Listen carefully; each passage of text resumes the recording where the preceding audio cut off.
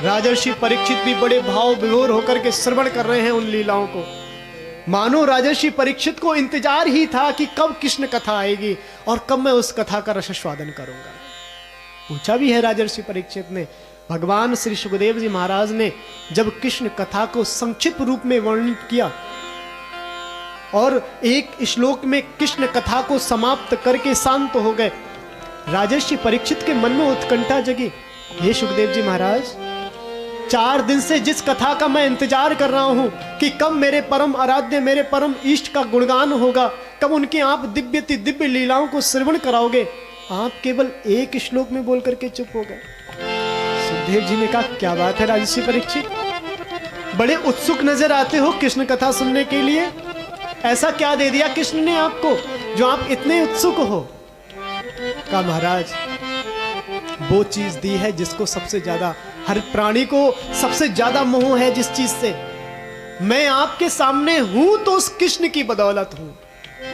मैं तो नष्ट हो गया था माता के गर्भ में ही, उस ठाकुर ने गर्भ में जाकर के मेरी रक्षा करी, मुझे प्राण दान दिया है। मेरे इन इंद्रियों में चैतन्यता है, मेरे इन इंद्रियों में जो सामर्थ्य है वो कृष्ण की देन है,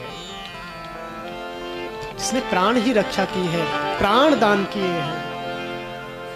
महाराज उसके प्रति तो लगाव होता ही है, उसके प्रति मोह तो होता ही है। श्री सुखदेव जी महाराज ने फिर विस्तार से कृष्ण कथा का प्रारंभ किया। कृष्ण कन्हैया, माखन बहुत प्रिय है कृष्ण को।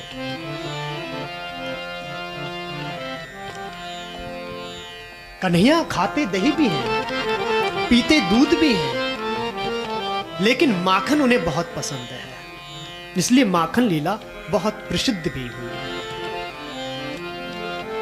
आप देखिए, ये माखन सार है, दूध का सार माखन है।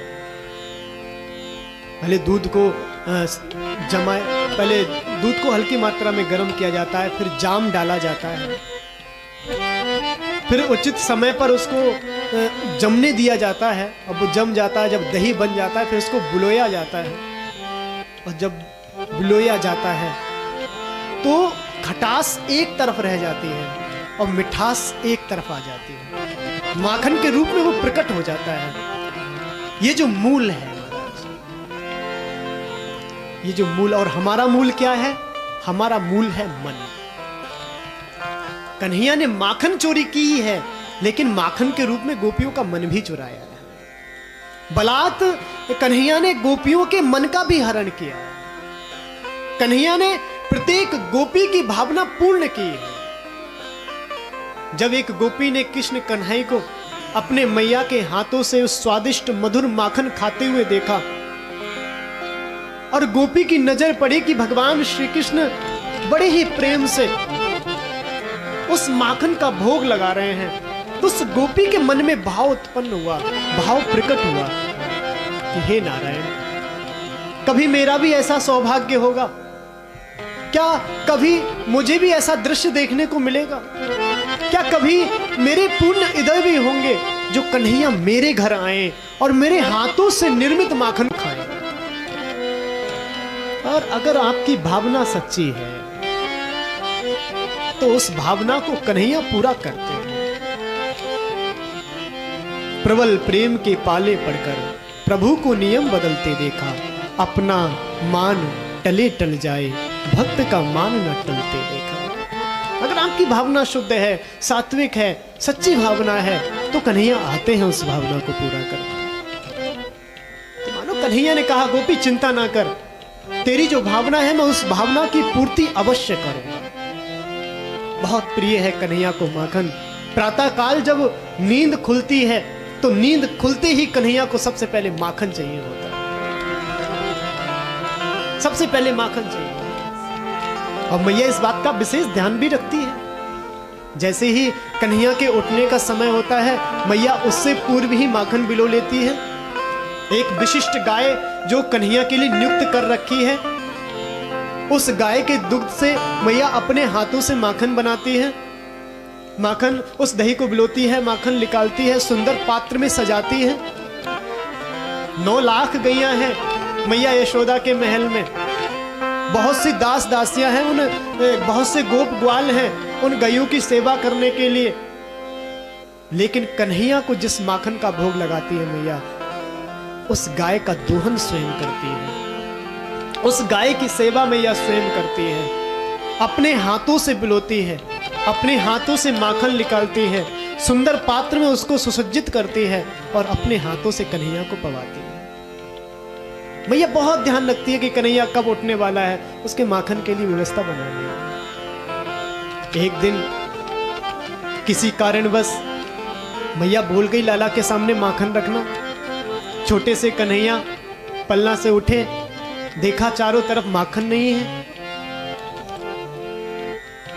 आज पहली बार कन्हैया चोरी करेंगे माखन की, और विचार किया महाराज अपने घर से ही शुरुआत कर लेते हैं, पकड़े गए तो पिटाई ज्यादा नहीं लगेगी और बदनामी नहीं होगी। तो छोटे से कन्हैया पालना से उतर गए, इधर उधर देखा माखन नहीं है, तो पहुंच गए उस कक्ष में जहां बड़ी बड़ी मटकियों में माखन भरा हुआ था। अब जितनी बड़ी मटकी उतने बड़े कृष्ण। कन्हैया गए, मटकी पकड़कर खड़े हो गए, जैसे तैसे मटकी के अंदर हाथ डाला, माखन निकाला, मुख में डाला, मैया का आगमन हो गया। मैया ने आवाज लगा दी, क्वासी कृष्ण क्वासी क्वासी करोसी किम। अरे कृष्ण कहां हो, कहां हो, क्या कर रहे हो? आवाज नहीं आई। फिर मैया ने आवाज लगाई, क्वासी कृष्ण क्वासी क्वासी करोसी किम। अरे कन्हैया कहां हो, कहां हो? अब कन्हैया के मुख में माखन है, बोले भी तो बोले कैसे? और ब्रजवासियों को महाराज एक बार में सीधा जवाब ना मिले ना, तो उनकी भाषा बड़ी जल्दी टेढ़ी हो जाती है। जब मैया को जवाब नहीं मिला तो मैया ने कहा, अरे ओ पितृति, ओ मेरे पिताजी कहां हो?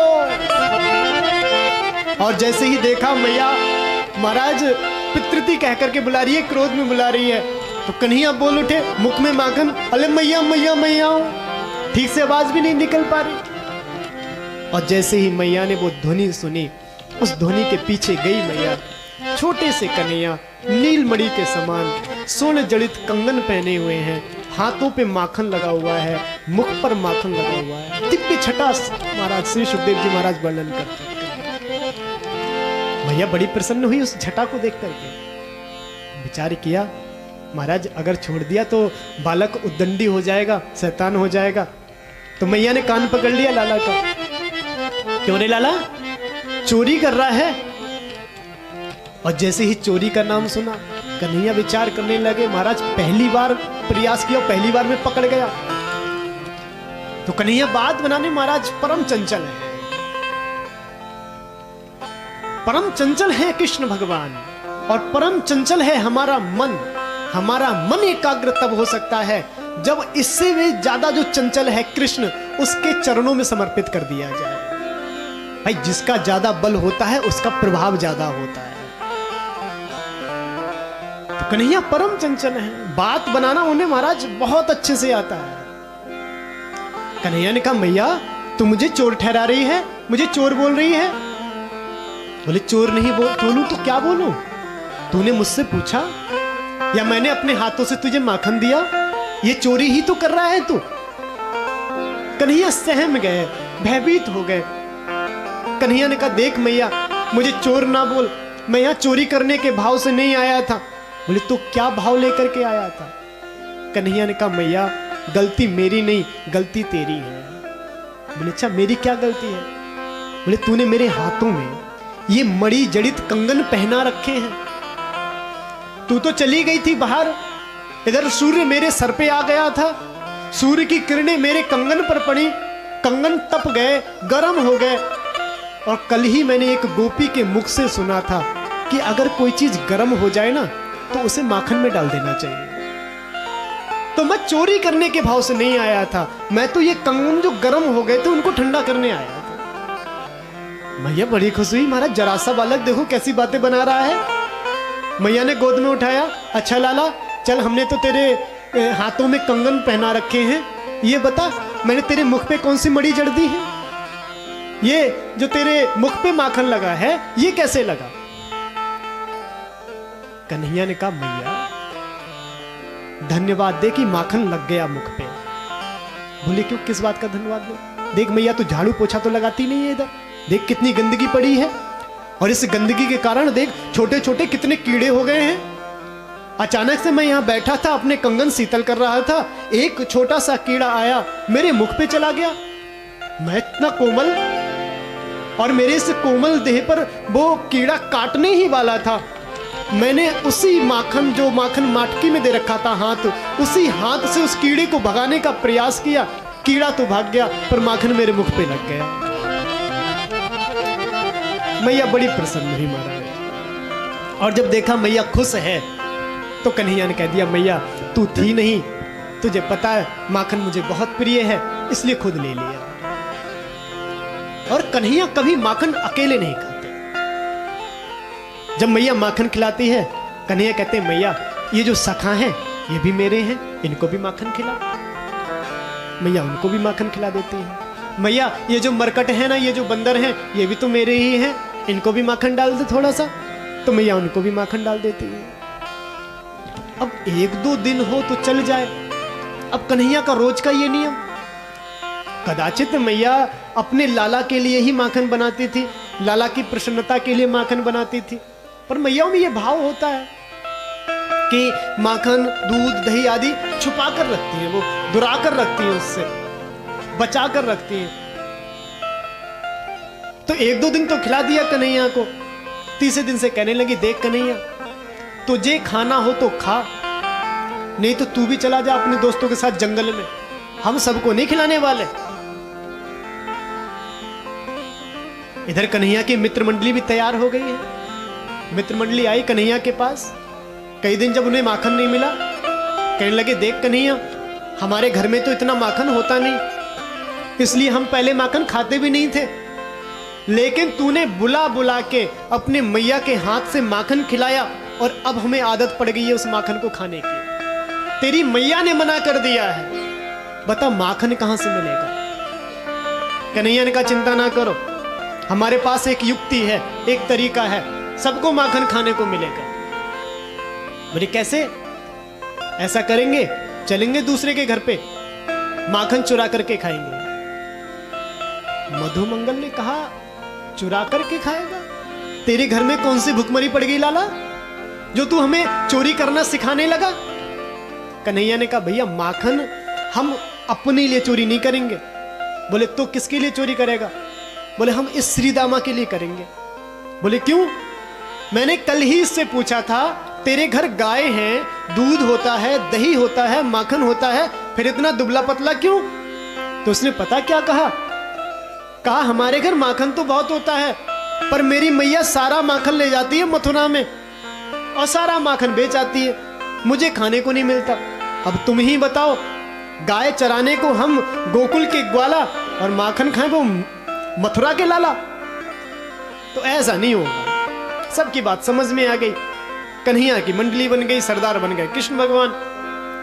मंडली का नामकरण कर दिया, बाल गोपाल चोर प्रचार विद्या मंडल। कन्हैया की मंडली का नाम है ये। बड़ी ही कौतुकी लीलाओं से श्री कृष्ण भगवान जाते हैं और गोपियों के घर माखन चुराते हैं। सभी मंडली के साथ जाते हैं। देखिए कन्हैया माखन चुराते पहले नहीं खाते हैं, सबसे लास्ट में खाते हैं, और अकेले नहीं खाते हैं, सबको खिला के खाते हैं। छोटे से कन्हैया हैं, गोप ग्वाल उनकी छोटी छोटी मंडली है। जाते हैं गोपी के घर, पहले देखते हैं महाराज कबूतर की तरह इधर उधर कि कहीं कोई देख तो नहीं रहा है हमें। कोई खिड़की देखते, कहीं कोई खिड़की खुली हुई है या नहीं है, कहीं कोई गेट खुला हुआ है या नहीं है। और जब उनको रास्ता मिल जाता है तो प्रविष्ट हो जाते हैं महल में। फिर देखते हैं कि गोपी ने माखन कहाँ रखा हुआ है। और जब देखते हैं, पहले छीके चलते थे, मटकियों पे माखन रख दिया जाता था, लटका दिया जाता था ऊपर। तो देखते थे अच्छा माखन ऊपर लटका हुआ है, तो 4 गोप ग्वाल नीचे खड़े करते थे, 3 उनके ऊपर खड़े करते थे, 2 उनके ऊपर खड़े करते थे, और सबसे ऊपर मंडली के सरदार खड़े हो जाते थे। और ऐसा नहीं है, प्रत्येक गोपी के मन में ये भावना रहती थी प्रातः काल जो उठती थी, गाय का दोहन करती थी, जो दही बनाया हुआ होता था उसका ब्लोन करती थी, माखन निकालती थी, तो सबके मन में ये भाव होता था कि कन्हैया कल नहीं आया तो आज जरूर आएगा कन्हैया मेरा माखन खाने के लिए। कन्हैया के लिए ही गोपी माखन बनाती थी, लेकिन फिर भी उस माखन को वो छुपा कर रखती थी, दुरा कर रखती थी। ये जो माखन है महाराज, यही प्रेम है। मनुष्य की देह का सार वस्तु कोई है तो वो प्रेम है। कन्हैया किसी भक्त पर रीझ जाते हैं, प्रसन्न हो जाते हैं तो उसे प्रेमी बना देते हैं। वो प्रेमी हो जाता है महाराज, वो बहुत सरल हो जाता है कन्हैया जिस पर रीझ जाते हैं। तो गोपियां ये जो माखन है इसे छुपा कर रखते हैं, किसी की इसके नजर ना पड़ जाए, यानी कि हमारे प्रेम पर किसी की नजर ना पड़ जाए। भक्ति करते हो आप ठाकुर जी की, तो इस संसारियों से छुपा कर रखना। भक्ति प्रदर्शन की वस्तु नहीं, भक्ति छुपा कर रखी जाती है, प्रेम छुपा कर रखा जाता है, प्रेम उजागर करने वाली वस्तु नहीं। तो गोपियां छुपा कर रखती हैं और भावना एक रहती है कि कन्हैया आएगा और मेरे इस प्रेम को स्वीकार करेगा। और ऐसा ना सोचना कि आपने अपना प्रेम छुपा कर रखा है तो कन्हैया की उसकी नजर नहीं पड़ेगी।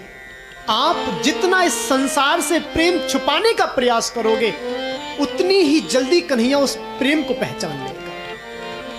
कितने अंधेरे में रखती थी गोपी उस माखन को, कहीं कहीं छुपा कर रखती थी गोपी उस माखन को, पर कन्हैया ढूंढ लेता था उस माखन को। कहीं ना कहीं से कन्हैया उस माखन रूपी प्रेम को प्राप्त कर ही लेता था।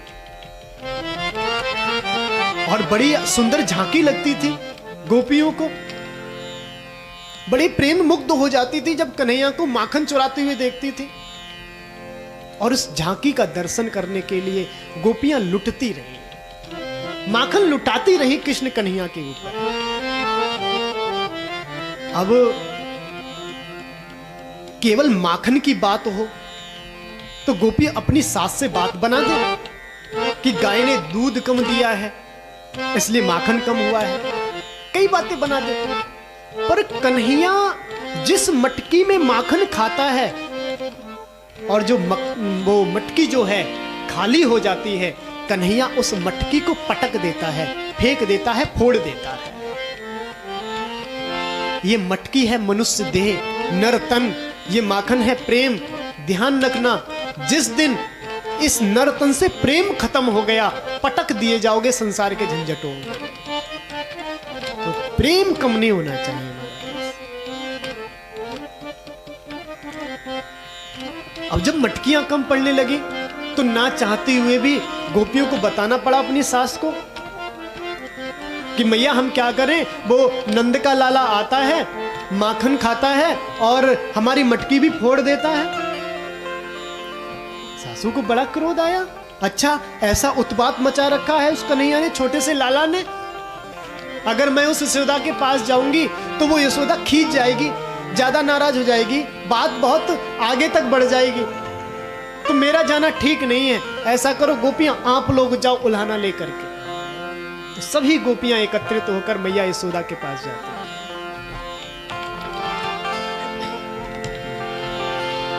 वो बड़ा नटखट है ओ मैया जी,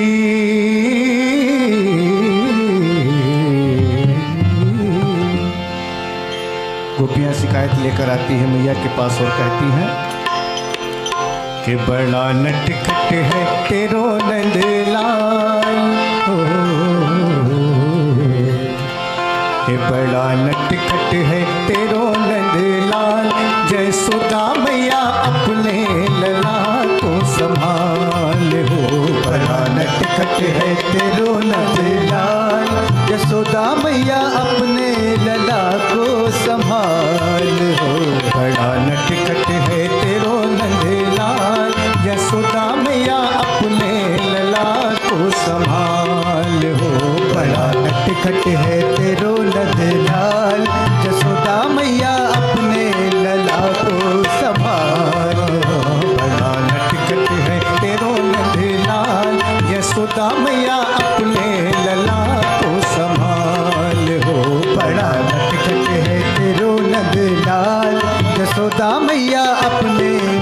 को संभाल रहो।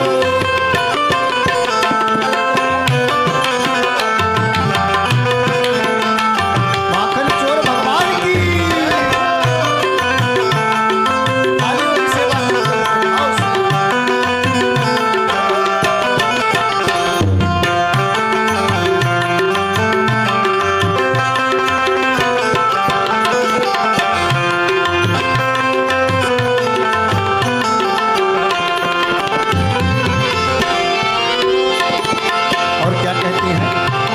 पूछती है कहा भयो ने बता तो सखी।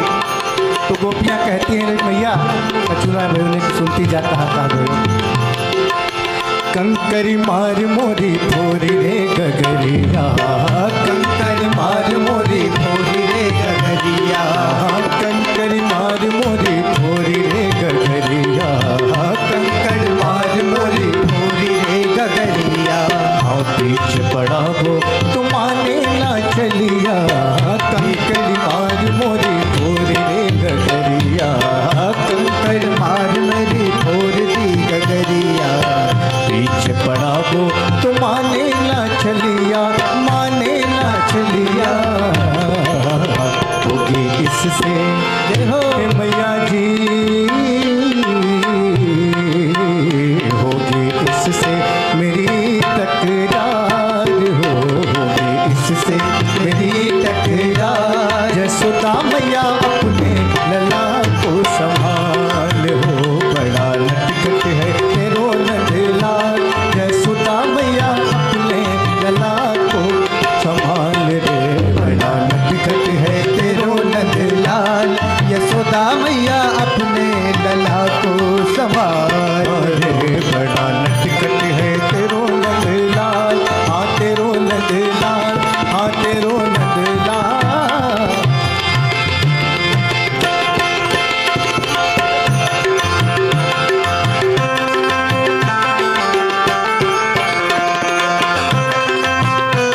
बोलिए माखन चोर भगवान की जय हो।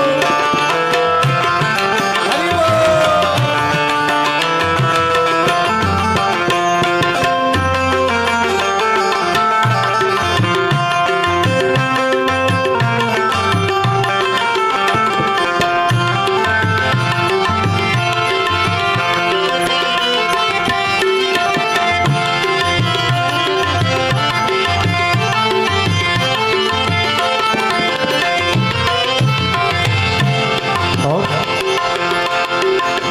चोरी चोरी गोपिल का माखन खावे, चोरी चोरी गोपिल का माखन खावे, चोरी चोरी गोपिल का माखन खावे, चोरी चोरी गोपिल का माखन खावे। पकड़न जाऊं पकड़ में ना आवे, चोरी चोरी गोपिल का माखन खावे। पकड़न जाऊं पकड़ में ना आवे, चोरी चोरी चोरी चोरी चोरी चोरी चोरी चोरी चोरी चोरी चोरी चोरी चोरी